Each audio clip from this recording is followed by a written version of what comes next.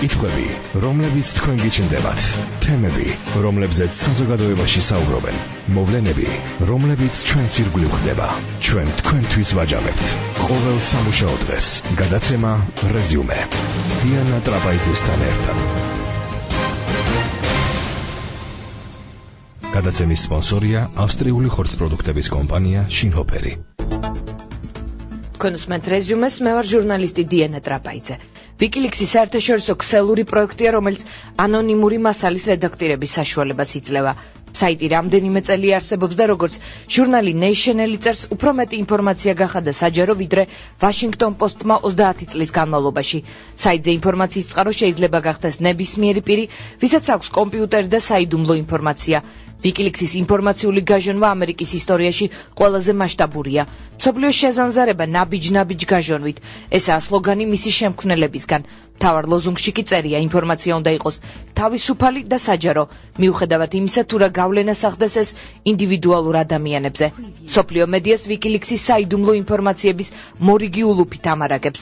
საიტი აქვეყნებს ამერიკის შეერთებული შტატების ხელისუფლების საიდუმლო დოკუმენტებს, რომლებსაც ამერიკის საელჩოებიდან ვაშინგტონში აგზავნიდნენ. მათ შორის არის მასალები საქართველოსაც. ვიკილიքს უკვე უწოდეს ამერიკის ხელისუფლების საშიში სიზმარი. გადაცემის პირველ ნაწილში ჩვენ საუბრობთ ვიკილიქსის სკანდალურ ინფორმაციებზე. გადაცემის პირველი სტუმარია ალექსანდრე რონდელი. ბატონო ალექსანდრე, გამარჯობათ. გამარჯობა. ბატონო ალექსანდრე, თქვენ როგორ შეაფასებთ ამ სკანდალს? თქვენ ინტერპრეს ნიუსთან ინტერვიუში ახსენეთ, რომ ამერიკელ დიპლომატებთან საუბარს აღარ მოისურვებენ ამის შემდეგ. ანუ ეს შტატების იმიჯისთვის არის თუ არა სერიოზული დარტყმა? რა თქმა უნდა არის, იმიტომ რომ არის რაღაც წესები ყველა ქვეყანაში, რომ საიდუმლო მასალა უნდა ინახებოდეს. მათ ეს თელი საიდუმლო მასალები განალაგეს რაღაც საიტზე და რაღაც განსაკუთრებით დაცვა გაუკეთეს. ვიღაც 22 წლის ბიჭმა გაარღვიეს დაცვა და მოიღო ყველაფერი. რა თქმა უნდა ეს არის ძალიან ცუდი რამ. მაგრამ ეს კიდე იმდენად არაფერი, რამდენადაც თვითონ იმიჯი ილახება ქვეყნის და ილახება იმიჯი დიპლომატებისაც, იმიტომ რომ ეხლა თუ მათთან ლაპარაკობ და რაღაც ინფორმაციას გაცვლა-გამოცვლა ხდება, რაღაც ასთა გაცვლა-გამოცვლა ხდება, ეხლა იფიქრებ, რომ შეკარება მიშვილო, მე შენ მოგიყვები, ხვალე მეორე დღეს ეს იმაში იქნება ინტერნეტში. ეს რა თქმა უნდა არის ძალიან დიდი მინუსი და ორი აზრი ამის შესახებ არა. ანუ ამერიკელ დიპლომატებთან ურთიერთობის დროს ფრთხილად იქნებიან, თუნდაც ვთქვათ, ქართველი მაღალჩინოსნებიან დიპლომატებიან. მე ვფიქრობ, რომ უფრო მეტად იქნებიან ფრთხილად აი ლიდერები. ეხლა იქ ხო მარტო დიპლომატები არ არის, იქ სახელმწიფო მდივანი ელაპარაკება მინისტრს, ან პრეზიდენტს, ან პრეზიდენტი მეორე პრეზიდენტს და იქ ეხლა მეგობრულ საუბარში ხანდახან ეს რაღაცები ითქმის, რაც არ ითქმის ოფიციალურად და რაღაცები გაიხსნა. ეხლა ზოგს არ მოეწონება საკუთარ თავზე იქ და შეფასების საკითხვა. ამიტომ ბუნებრივია, რომ ეს არის ცოტათი ისეთი დამაფიქრებელი ყველასთვის, აწი ყველა დაზომავს და აწონ-დაწონის ყოველთავის სიტყვას. ბატონო ალექსანდრე, ითქვა, რომ ამან შეიძლება რუსულ საინფორმაციო სააგენტოებში წერია შეფასება, რომ დიპლომატიური სკანდალების სერია შეიძლება გამოიწვიოსო. რამდენად ელოდებით, რომ ასეთი გაგრძელება იქნება? ალბათ არ იქნება. ყველანი ეცდებიან, რომ ბევრი ამაზე არის, ამის შესახებ არის ლაპარაკონ, იმიტომ რომ იცი ცოდვები ყველას აქვს. ახლა ერთნი ამბობენ მეორეებზე რაღაცას, მეორენი ამ პირველებზე რაღაცას. ნუ დღეს გაიხსნა ამათი ნათქვამი, ხვალ გაიხსნება იმათი ნათქვამი. ეცდებიან, რომ ეს ისე როგორც იტყვიან, ცოტა მიაჩუმათონ. ზოგიერთი რამ ალბათ გახდება ესეთი არაოფიციალური, ვთქვათ, კითხვების და პასუხების მიზეზი, ვთქვათ, შეიძლება ვიღაცას უთხრას, რომ აი ხო ეს რაც კი ჩემს შესახებ. მაგრამ ისე არ ამგონია რომ ანუ რუსეთის პრემიერი მაგალითად გაბრაზდებოდა? არა. დიახ. რუსეთის პრემიერი გაბრაზდებოდა, თქო ბატონ ალექსანდრე? ნუ იმას გაბრაზება აკლია. ყველაფერზე ბრაზდება. კარგი, რუსეთში გარკვეული სიფრთხილითაც მოეკიდნენ, თქვა დუმის ერთ-ერთი კომიტეტის თავმჯდომარემ თქვა, რომ ეს ფაბრიკაცია და ამის მიზანი ამერიკის ხელისუფლების დისკრედიტაცია, ხოლო ერთ-ერთმა ანონიმურმა წყარომ საგარეო საქმეთა სამინისტროდან განაცხადა, რომ ეს დიპლომატიურ თეთრეულში ქექვას გავს და არ არის კარგი. რა თქმა უნდა, მე მიმაჩნია, რომ აი მეჩვენება, რომ რა თქმა უნდა, რა სასიამოვნოა, რომ აი დიპლომატიური საქმე ისეთია, რომ იქ რაღაცა რჩება გარეთ, რაღაცა შიგნით რჩება, რაღაცა კედელსიკით რჩება.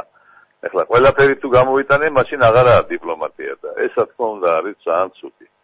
რაც მოხდა, მაგრამ ყველა ეცდება რომ რაღაცნაირად ეს მიაჩუმართოს, იმიტომ რომ არ ამგონია რომ ვინმე თქვათ აწყობდეს ძალიან გახმაურება ეს. ბატონო ალექსანდრე, იქ ჩვენ შესახებაც არის ზოგი რამ. დიახ, ეს მინდოდა სწორედ მეკითხავ, თქვათ, შეიძლება ითქვას რომ გარკვეულწილად მოგებული ამ გაჟონვით ინფორმაციის, შეიძლება დარჩეს ქართული მხარე.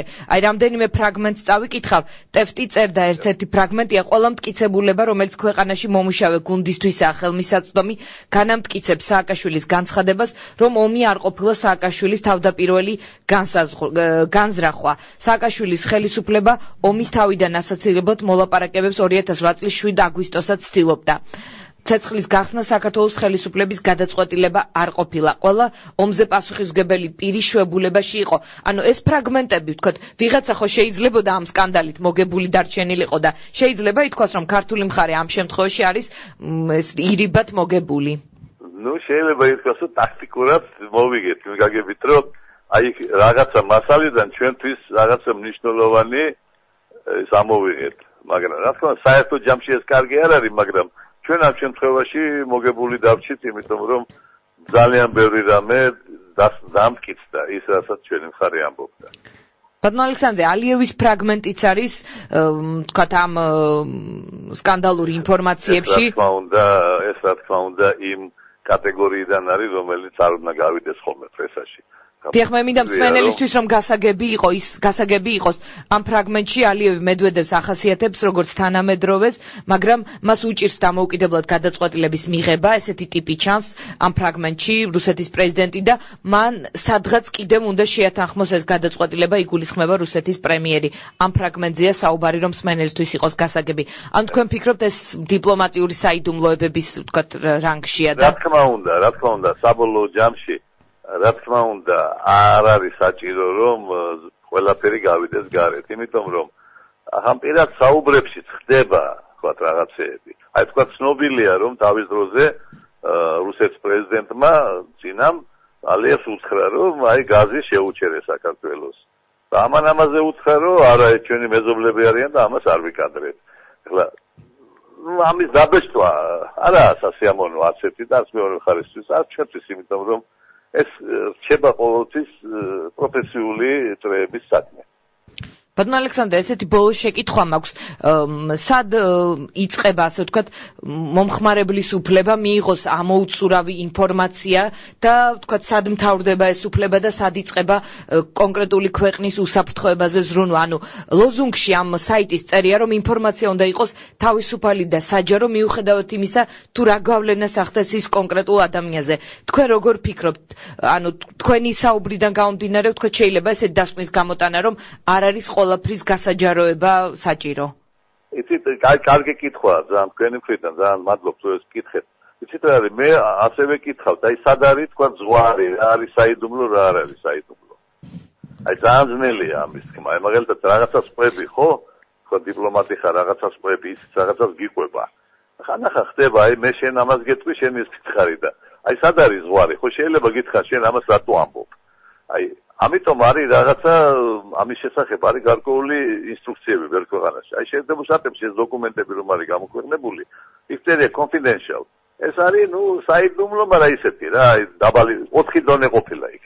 როგორც დღეს დავადგინე, კითხე სპეციალისტებს 4 დონე. ეხლა top secret რაც არის და secret რაც არის ის იქ არ არის. და აი ეს არის confidential, ეს არის ის რაც ნუ აი იკითხება აი სამსახურებრივი მოხმარებისთვის არის. მაგრამ რა თქმა უნდა ეს არის ნუ ზიანი მიყენებული, მაგრამ ეს არ არის თქო ზიანი ისეთი რომ აი თქო არის დოკუმენტი რომელიც შემდეგ შეიძლება კაცმა იფიქროს რომ ომი დაიწყება ან რაღაც ასეთი და ის უშუალოდ არის ეროვნული უსაფრთხოებისთვის საფრთხე. ბატონო ალექსანდრე, ბოლო შეკითხვა, ანუ ეს დოკუმენტები ომს არ დაიწყებს, მაგრამ მინდა კითხოთ, ანუ ის მას შეუძლია გააფუჭოს კონკრეტული ლიდერების ურთიერთობაში რაღაც ეს ვთქვათ შავმა კატამ გადაირბინაო, ესეთ გამოთქმა არსებობს, რაღაც ამ ტიპის გავლენა. ინფორმაციებს კითხულობენ ისინი ყოველდღე, რომ ამ ბევრ შავ კატას ხედავენ. არაფერი მათთვის იქ ახალი არ არის.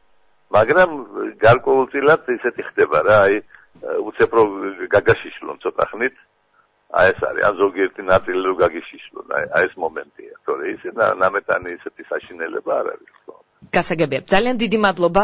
ალექსანდრე რონდელი იყო ჩვენი გადაცემის სტუმარი. მე მას დიდ მადლობას გადავხდი, რომ დაგვთანხმდა და მიიღო გადაცემაში მონაწილეობა. ჩვენ ვაგრძელებთ საუბარს ჩვენი სტუდიის სტუმართან. ლაშა პატარაია, ინფორმაციული უსაფრთხოების კვლევებისა და ანალიზის ცენტრის დირექტორი. ლაშა, მოგესალმები. მოგესალმებით. რაც შეეხება WikiLeaks-ის დღევანდელ ინციდენტს, მინდა და ამ ინციდენტზე გავაგრძელოთ საუბარი. იქნებ გითხრათ, რაშია ამ საიტის არსი? თქვათ, როგორ შეიძლება მოხდეს ამ საიტზე ასეთი ტიპის საიდუმლო ინფორმაციები და თქვათ, რა მხრიდან იყო ეს ჰაკერის მიერ გამოღებული ინფორმაცია თუ ეს შიგნიდან მიწოდებული ინფორმაცია იყო? იქნებ რაღაც ტექნოლოგიურ დეტალებზე ვისაუბროთ თქვენთან. WikiLeaks-ი არის საჯარო მოხმარების ერთგვარი პორტალი, სოციალური ქსელი, რომელიც შეფუთეს გარკვეული ალტრუისტული იდეებით, რომელიც დაკავშირებულია ინფორმაციის თავისუფლებასთან, შეადარეს მაგალითად Times-იდან შეადარეს თავისუფლების აქტს, როგორც ჟურნალისტიკის ერთ-ერთი მთავარი ინსტრუმენტი. სინამდვილეში ეს არის კიბერსპიონაჟის გათეთრების მცდელობა. აქ შეუძლია ნებისმიერს ატვირთოს ინფორმაცია, რომელსაც აქვს წტომა საიდუმლო ინფორმაციასთან. და ძირითადი წყაროები რომ მე მართალი ვთქვათ რეალობას ვტვირთავ ამ საიტზე თუ რაღაც ფაბრიკაციას. აი ეს განჯადობა არის WikiLeaks-ის პრეროგატივა ამ შემთხვევაში და რამდენად ობიექტურია WikiLeaks-ის ცალკე კითხვის ნიშანია. ზოგადად მოხმარებლები ამ პორტალის ანუ საბოლოო მიმწოდებლები ინფორმაციის არ არიან მაინც ჰაკერები. ეს არიან უბრალოდ ინსაიდერები, ხალხი რომლებიც მუშაობენ შიგნიდან დიპლომატიური წრეებში. სხვადასხვა ორგანიზაციებში უბრალოდ დაახლოებული პირები იმ ხალხთან, ვისაც აქვს სენსიტიური ინფორმაცია, ანუ უბრალოდ თავად ფლობენ რაღაც ინფორმაციას. ეს მეტყველებს იმაზე, რომ ძალიან მაღალ დონეზე არის ინფორმაციის გადინება. ლაპარაკია სადაზვერვო ინფორმაციაზე, იმიტომ რომ დიპლომატიური წრეებიდან ინფორმაციის გადინება უკვე სერიოზული სკანდალის თემაა. მაგალითად, ის ფაქტი, რომ ალექსანდრ ვერშბოუს ლაპარაკები WikiLeaks-ზე დაიდო, ხათაშორის ასევე კარასინიც მონაწილეობდა ამაში და რუსეთის უშიშროების საბჭოს მდივნის მოადგილეც. ეს მეტყველებს იმაზე, რომ ძალიან მაღალ დონეზეა წვდომა. აქედან გამომდინარე, არის ძალიან საგანგაშო თემა WikiLeaks-ი. და უკვე მიიქცია ყურადღება. ანუ ეს ინფორმაციის თავისუფლებასთან და საჯაროობასთან არ არის თქვენთვის ასოცირებული? ჩემთვის ის ანუ უფრო კიბერსპიონაჟის ის დევიზები, რაც WikiLeaks გააჩნიათ, ჩემთვის ეს არის უბრალოდ მარკეტინგული რაღაც PR შეფუთვა. იმისათვის რომ მიიღოს მეტი მოხმარებელი. სწორედ ეს არის WikiLeaks-ის თავარი მიზანი. რაღაც თავად საიტს. თვითონ ჯერ თავისუფლებაზე ვიტყოდი, რომ ანუ ეს თავისუფლების პარალელების გავლება ინფორმაციის თავისუფლებასთან, ხო? აქ მეორე მომენტია, ეს უკავშირდება დემოკრატიას, ხო თავისთავად. ამ მხრივ არის ორი მომენტი. კი, ჩვენ დემოკრატია გვაძლევს სიტყვის თავისუფლებას, მაგრამ მეორე მხრივ ყველაფერთან ერთად დემოკრატია ასევე გვაგზავნებს პასუხისმგებლობასაც ყველამ პრივილეგიასთან ერთად. რაც შეეხება საიდუმლოებებს, აქაც ძალიან ბევრი ნიუანსი იკვეთება. პირველ რიგში ის რომ სათანადო დონეზე არ არის დაცული იგივე მიმოწერა გრიფირებული, არ არის დაცული ის კორესპონდენცია, რაც ის მიმოწვას ხდება დიპლომატიურ უწყებებს შორის და ძალიან მაღალ დონეზე არის გადინება ინფორმაციის ინსაიდერების მხრიდან. ბატონი ალექსანდრე საუბრობდა 4 დონეზე საიდუმლო ინფორმაციის. თქვენთვის თუ არის ცნობილი აქ რა ტიპის ინფორმაციაზე გვაქვს საუბარი? აშშ-ში არის 4 დონე, ნამდვილად. ჩვენ შემთხვევაში არის 3 დონე გრიფის. ყველა ქვეყანაში ეს არის ინდივიდუალური და მაინც არაფრის თქვენი ამ შემთხვევაში იმის დაყოფა კატეგორიებად არ არის. უბრალოდ ისევ და ისევ ვიტყვი იმას, რომ ყველა დონეზე არის წტომა. იმიტომ რომ არავინ იცის, ვინ როდის რას ატვირთავს. აი WikiLeaks-ის მთავარი უარყოფითი მხარე არის ის, რომ არაპროგნოზირებადია სრულიად. თუმცა თავად პროგნოზები კეთდებოდა წინასწარ, ვთქვათ, რაღაც ტიპის ინფორმაციის გაცემაზე წინასწარ ანონსებდნენ. რაღაც მინი პრეს რელიზივით, რომელსაც WikiLeaks-ის ადმინისტრაცია წინასწარ ავრცელებდა, ამას, რა თქმა უნდა, მოყვა გამოხმაურება ამერიკის მთავრობის მხრიდან, მაგრამ არანაირი რეაქცია WikiLeaks არ ქონია და მაინც დადესეს ინფორმაცია. საბოლოო ჯამში ამერიკის მთავრობამ ძალიან ბევრი რამ უარყო. ამასთან ერთად დაზინა ის, რომ ეს არის ძალიან სერიოზული პრეცედენტი და უკვე მიიქცია სახელმწიფო დონეზე ყურადღება. მაგალითად, მათ უარყოს ის ინფორმაცია, რომ ვითომ და ერაყში აწამებდნენ ტყვეებს ამერიკელები. ეს იყო ერთ-ერთი მომენტი. ტერორიზმიც იყო ესეთი განცხადება ერთ კონგრესმენ კინგის მხრიდან, რომ ეს ტერორიზმი არის ამერიკის წინააღმდეგ, ეს ინფორმაციული ნაკადი, ვთქვათ. კიბერსპიონაჟი და კიბერტერორიზმი თითქმის ერთი და იგივე ფორმისაა ამ შემთხვევაში. ორივე ხდება კიბერსივრცეში. ორივე ერთნაირად დამაზიანებელია სახელმწიფოებისთვის და არა კონკრეტული სახელმწიფოსთვის. ამ შემთხვევაში ბატონმა ალექსანდრემ ძალიან სწორად აღნიშნა, ეჭვქვეშ დგება მთლიანად დიპლომატიური წყაროების სანდოობა. და რა თქმა უნდა ეს ძალიან ბევრი ხერხულობას ბადებს მოლაპარაკებების დროს და ზოგადად საერთაშორისო ურთიერთობებში. საფრთხე იმისა, რომ ყოველთვის რაღაც ინფორმაცია გააჟონავდეს, რა თქმა უნდა არსებობს და განსაკუთრებით არსებობს და იარსებობს დიპლომატიურ წრეებში, იმიტომ რომ ძალიან ახლოს არის ეს მიმართულება დაზვერვასთან. მაგრამ დღეს როცა უკვე ამ ყველაფერმა ესეთი კოლოსალური სახე შეიძინა და ეს დღეს არ მოხდა რა მხოლოდ ეჭვქვეშ დგება ძალიან ბევრი რამ. ასეთი ტიპის საიტები კიდევ თუ არსებობს. WikiLeaks-ი ძალიან პოპულარული საიტია და ვთქვათ, მისი ხიბლი იმაშია, კიდევ ერთხელ რომ განვარტოთ მსმენელისთვის, რომ საიდუმლო ინფორმაციების ატვირთვა შესაძლებელია, როგორც მე ვიცი, ლაშა, ანონიმურობა არის თავიდან ბოლომდე დასული, ხო? სწორედ ამიტომ არის პოპულარული WikiLeaks-ი გამოირჩევა საკუთარი PR სტრატეგიით. ანუ მისი პირველი მიზანი იყო არა მარტო ინფორმაციის მოპოვება, არამედ პირველ რიგში აუდიტორიის მოზიდვა, რადგან ინფორმაციას არანაირი აზრი არ აქვს და ფასი, თუ მას არ ყავს მიზნობრივი აუდიტორია. კითხველი და რა თქმა უნდა. მსმენელი და ასე. მათ ძალიან კარგად იმუშავეს ამ მიმართულებით. WikiLeaks-ი შეიქმნა 2006 წელს და 4 წელი არსებობს და მათ მანამდეც ჰქონდათ, რა თქმა უნდა, ეს პროექტი. მართლმასია, როგორც ამბობენ, რომ Washington Post-მა ვიდრე 30 წლის განმავლობაში გააკეთა. ამას ვერ გეტყვით, ეს სტატისტიკოსების საქმეა, მაგრამ ფაქტია, რომ 4 წელი არსებობს ეს პროექტი და ძალიან წარმატებულია დღემდე. დღეს უკვე მან მიაღწია პიკს. და ჰაკერების შემოტევის ობიექტიც იყო, ვთქვათ, ხელხამე, როდესაც იცოდნენ, რომ ვთქვათ, დაიდებოდა ინფორმაცია. იყო ასე? კი, მედიაში, social media-ში, ინტერნეტში არის ეს ინფორმაცია, რამდენად სანდო ამას ვერ გეტყვით, ამას ჭირდება მონიტორინგი, რაც რეალურად მოძალვანი წყობების საქმეა აშშ-ში, მაგრამ პროტესტი უკვე არის. პროტესტი არის და არა მხოლოდ თავრობის მხრიდან. ასევე ცალკეული ინდივიდების მხრიდან, იმიტომ რომ ეს ძალიან ბევრი საზოგადოებრივი პროტესტიც აქვს. რა თქმა უნდა, რა თქმა უნდა. იმიტომ რომ დღეს ეს ჩვენთვის არის მომგებიანი, როგორც თქვენ აღნიშნეთ, იმიტომ რომ საქართველოს თემას რაც შეეხებოდა. ხო, ასე მოხდა შემთხვევით, რომ ვთქვათ, საქართველოს უფრო კარგად გამოიყურება ამ სკანდალში, არ დაზარალდა ყოველ შემთხვევაში. მაგრამ ეს არ არის მხოლოდ დადებითი შეფუთვით. ანუ დღეს ეს მოხდა ჩვენთვის დადებითად, მაგრამ ხვალ შეიძლება მოხდეს პირიქით. ნებისმიერ დროს ანუ უნდა დაგმოს ყველა ქვეყანა თუ რას ფიქრობთ ეს არის კიბერსპიონაჟი სახელმწიფო დანაშაულია უბრალოდ აი მის სამართლებრივ ინტერპრეტაციას როგორ მისცემენ და რამდენად შეძლებენ აღკვეთონ ეს პროექტი საერთოდ და ამოძირკონ ეს დროის საკითხია და მას ნახავთ. თქვენ არ ეთანხმებით WikiLeaks-ის თავარდევის, რომ ინფორმაცია უნდა იყოს თავისუფალი და საჯარო, მიუხედავად იმისა, თუ რა გავლენას ახდენს ის კონკრეტულ ადამიანებზე, ინდივიდებზე. ინფორმაცია უნდა იყოს თავისუფალი და საჯარო, მიუხედავად მისი გავლენისა, თუ ის არ არის გრიფირებული. თუ ეს არ ახდენს გავლენას. არ იყოს საინტერესო ეს ინფორმაცია, საზოგადოებრივი ინტერესი ხომ აქვს ამ ასე ვთქვათ ტელეგრამებს, რომლებიც დიპლომატიურ ტელეგრამებს. ინტერესი აქვს თითქმის ყველაფერს და განსაკუთრებით მიუწვდომელს ხო რასაც ტაბუades ყოველთვის განსაკუთრებული ინტერესის საგანია. მაგრამ ისევ და ისევ გრიფირებული ინფორმაცია ძალიან მნიშვნელოვან გავლენას ახდენს არ მხოლოდ ერთ სახელმწიფოზე, არამედ სახელმწიფოთა ჯგუფზე, მათ ურთიერთობებზე ერთმანეთთან. იგივე სოციუმზე, იგივე საზოგადოებაზე, ეკონომიკაზე და ძალიან ბევრ სხვა ფაქტორზე. ამიტომ მე ვთვლი, რომ ინფორმაცია უნდა იყოს მისასწომი, ხელმისაწვდომი, თავისუფალი, მაგრამ არა გრიფირებული. ანუ აქ უნდა მოხდეს გამიჯნა რა ინფორმაციაზეა საუბარი. გასაგებია, შემოდით ფრაგმენტებს მაინც მსმენელისთვის, რომ უფრო კარგად იყოს გასაგები, WikiLeaks-ი საიტზე ატვირთული იქნა დიპლომატების ის მიმოწერა, რომელსაც დიპლომატები აგზავნიდნენ ვაშინგტონში.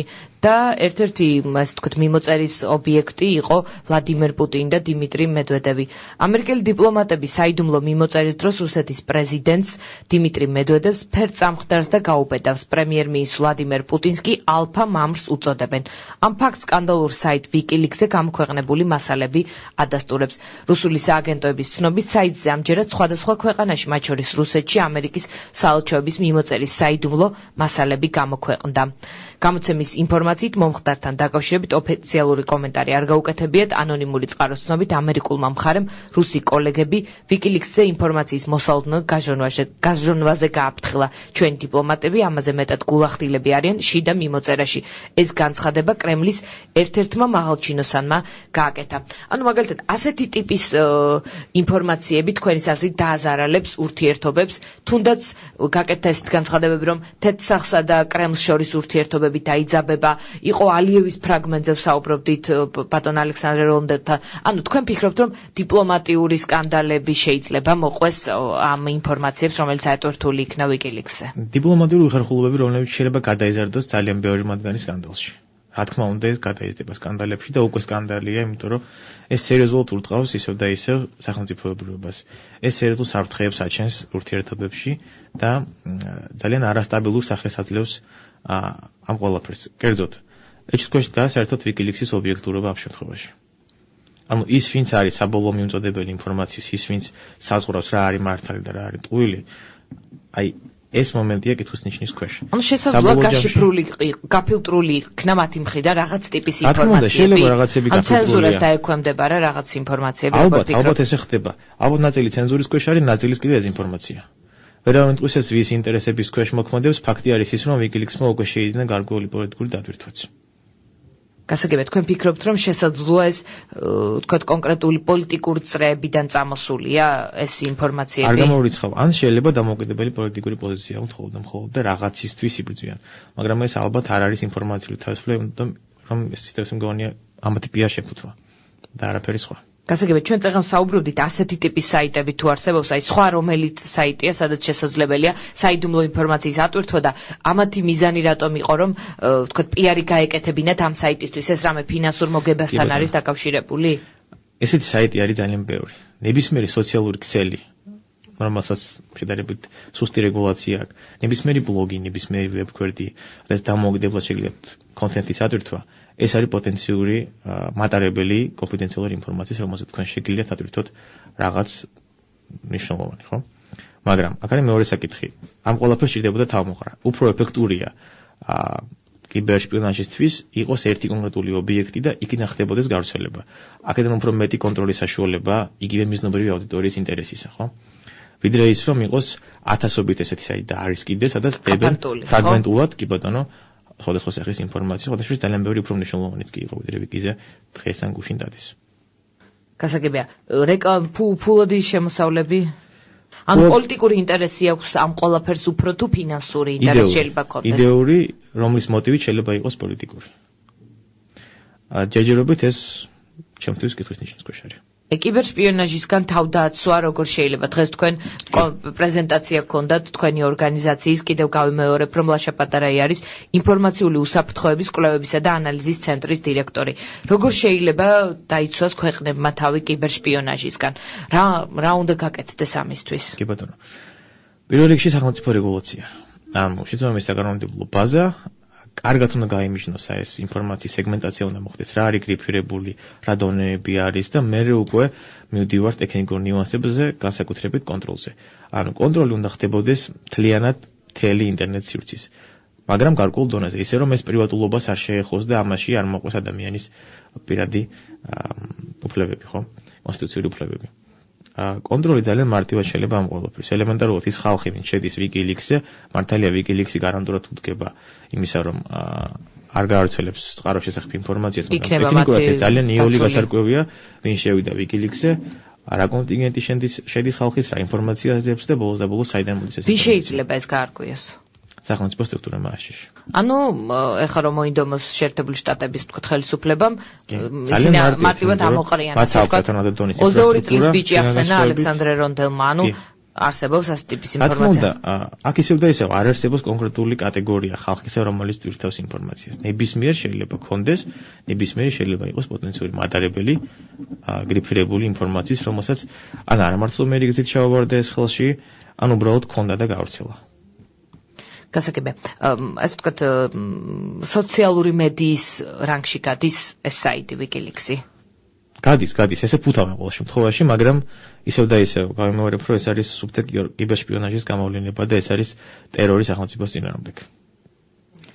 და არაერთი სახელმწიფოს? და არაერთი სახელმწიფოს წინააღმდეგ. გასაგებია. ტრადიციული მედია, მე წავიკითხე დღეს, ბევრი ინფორმაცია მოვიძიე, ასე ვთქვათ, ამის შესახებ და თავიდან ემიჯნებოდა გარკვეულწილად, თუმცა შემდეგ დღეს მაგალითად 6 წამყვან გაზეთში გაჩნდა ფრაგმენტები WikiLeaks-იდან დაბეჭდეს, ანუ ტრადიციული მედიის მიდგომა როგორი უნდა იყოს ამის WikiLeaks-ში დაბეჭდილი მასალების მიმართ. როგორც წესი, მედიის მიდგომა არის განწყობის მიხედვით. ანუ თუ მაგალითად ავიღებთ, ჩვენ შემთხვევაში მოხდა ისე, რომ ჩვენთვის ძალიან სასარგებლო ინფორმაცია გავრცელდა ხო პოლიტიკურად. გამოვლინდა და გადასურდა ის, რასაც ჩვენ დიდი ხანია ვამბობთ, რომ ეს ჩვენი დაწყებული არ არის ეს ომი. ანუ მედიაც ფილტრავს? მედიაც ფილტრავს რა გააშუქოს და არა, მას აქვს თავის პრიორიტეტები, რა თქმა უნდა. ამიტომ დღეს შეიძლება მედიას აწყობს WikiLeaks-ი და ხვალ ისევ და ისევ არ აწყობდეს. ეს დამოკიდებული იმაზე, თუ რას გააშუქოს WikiLeaks-ი. იგივე ამ ცნობილ გამოცემებს, Guardian, Spiegel, El País და ასე შემდეგ. თუნდაც. გასაგებია. მოდით რომ შევაჯამოთ საბოლოოდ, თქვენ თვლით რომ ინფორმაციის საჯაროობა ეს არ იყო ინფორმაციის საჯაროობა, მოდით ეს დავსვათ შეკითხვა მოკლედ. ეს იყო პროტესტი, ალბათ ჩემი აზრით, მაგრამ ფორმა ამის იყო ძალიან არასწორი. ეს არის პროტესტი ვისი მხრიდან, WikiLeaks-ის დამფუძნებლების მხრიდან?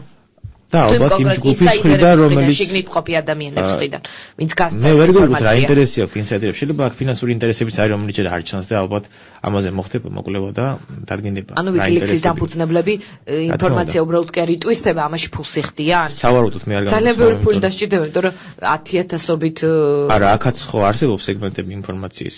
მე წეგან აღნიშნე, რომ ძალიან მაღალ დონეზე არის ცნობა ინფორმაციასთან. ანუ ინსაიდერები, რომელსაც ეს ინფორმაცია გააქვთ, არიან მაღალი რანგის თანამშრომლები სავარაუდოდ. შესაბამისად, მათ ესე ალტრუისტულად არ უნდა აწყობდეთ ამ ინფორმაციის ატვირთვა, ან პოლიტიკური მიზნები ესევ და ისევ. გასაგებია, ან თქვენ ფიქრობთ, რომ ასე ვთქვათ, WikiLeaks-ის ულუფა-ულუფად მოწოდებული სკანდალური ინფორმაციები შესაძლოა დღევანდელი დღით სულაც არ დასრულდეს და ვთქვათ, კიდე ექნება გაგრძელება. მაგრამ აჰმადინეჯადის განცხადება იყო და მისი გარემოცვის, რომ ეს შეიძლება სულაც არ არის რეალური და ეს ყველაფერი ინსპირირებულია სპეცსამსახურების მიერ აშშ-ის მხრიდან. რისთვის ვთქვათ არ იყო გარკვეული განწყობის შეზექმნებოდ. ამიტომ ძნელია წინასწარ ამის თქმა. მე ისე და ისე ემხრობ იმ იდეას, რომ არის გარკვეული ჩამოყალიბებელი ხალხის ჯგუფი, რომელმაც გარკვეული იდეის გარშემო და ძალიან ცუდი შეფუთვით დაიწყო კიბერშპიონაჟი. ესე ღია სახით. ეს არის პირველი პრეცედენტი ამ მასშტაბებით კიბერშპიონაჟისა. გასაგებია. ძალიან დიდი მადლობა, ლაშა პატარა იყო ჩვენ გადაცემის სტუმარი, რომელსაც დღეს, ასე ვთქვათ, დღევანდელი სკანდალი, რომელიც არის WikiLeaks-ის სკანდალური არსებობის, ასე ვთქვათ, მორიგი გაგრძელება შეაფასა როგორც კიბერშპიონაჟი. დიდი მადლობა, ჩვენ რეკლამის შემდეგ ირინა სარიშვილთან ერთად დავუბრუნდებით.